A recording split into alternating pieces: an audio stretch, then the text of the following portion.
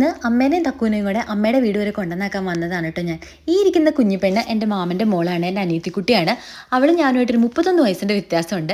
ഇതെൻ്റെ മുത്തശ്ശനാണ്. ആൾ പറമ്പിലെ പണിയൊക്കെ കഴിഞ്ഞ് ഫുഡൊക്കെ കഴിക്കാൻ വേണ്ടി വന്നതാണ് കേട്ടോ. ഇതെൻ്റെ അമ്മയുടെ അമ്മ, പിന്നെ കസിൻസാണ്. അപ്പം നമ്മളെല്ലാവരും കൂടെ പെട്ടെന്ന് തന്നെ ഫുഡ് കഴിച്ചിട്ട് എനിക്ക് വേഗം തിരിച്ചു പോകണമായിരുന്നു. അപ്പോൾ അതിനിടയ്ക്ക് എനിക്ക് ഒരാളെ കാണാനുണ്ട്. അതിന് വേണ്ടിയിട്ടാണ് ഞാനിവിടെ വണ്ടിയൊക്കെ നിർത്തി നോക്കി നിൽക്കണേ.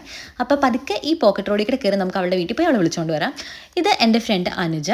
അപ്പോൾ ആളെ ഞാൻ കണ്ടിട്ട് ഒരു 4.5 വർഷമെങ്കിലും ആയി കാണും. അങ്ങനെ നമ്മൾ കുറേ നേരം വർത്താനമൊക്കെ പറഞ്ഞിങ്ങനെ നിൽക്കുകയാണ്. വിശേഷം പറഞ്ഞിട്ട് തീരുണ്ടായിരുന്നില്ല.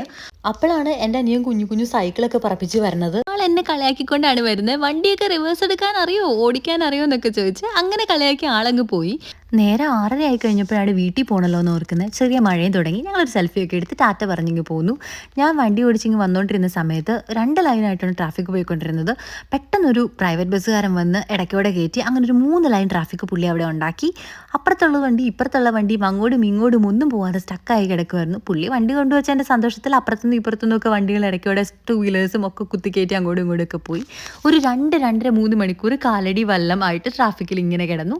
എപ്പോഴൊക്കെ ഞാൻ ഈ വഴിക്ക് പോയാലും മുടങ്ങാതെ സ്ഥിരമായിട്ട് കയറി നിന്ന് പ്രാർത്ഥിക്കുന്ന ഒരു സ്ഥലമാണ് കേട്ടോ ഇത്. ഒരുപാട് മണിക്കൂറുകൾ ബ്ലോക്കിൽ കിടന്ന് വണ്ടി ഓടിച്ചതുകൊണ്ട് വല്ലാത്ത ബുദ്ധിമുട്ടായിപ്പോയി. എൻ്റെ കയ്യും കാലും ഒക്കെ വേദന എടുത്തു തുടങ്ങി.